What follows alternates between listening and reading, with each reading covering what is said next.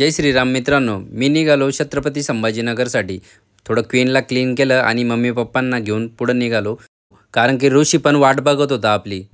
त्याला घेतला आणि डायरेक्ट पेट्रोल पंपावर निघालो, कारण की आपल्या क्वीनमध्ये डिझेल पण कमी होतं. डिझेल टाकलं. आम्हाला जायचं होतं आमच्या फॅमिली डॉक्टरकडं. 3 मंथ नंतर चेकअप असतं. मग काय आम्ही डायरेक्ट पोहोचलो छत्रपती संभाजीनगरला. सिटीत आल्यानंतर थोडीफार गर्दी असते. गर्दीतून निघालो आणि गजानन महाराजांचं दर्शन घेऊन डायरेक्ट क्लिनिकला पोहोचलो.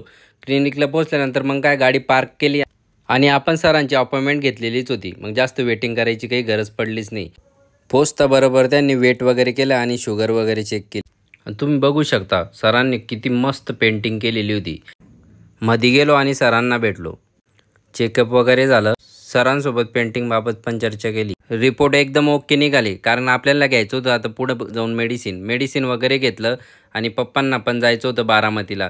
मग तिथून निघलो थेट क्रांती चौकातून महाराजांचं दर्शन घेऊन बस स्टँडकडे निघालो. मग काय थोडी ट्रॉफिक वगैरे होती आणि पोचलो मी बस स्टँडला.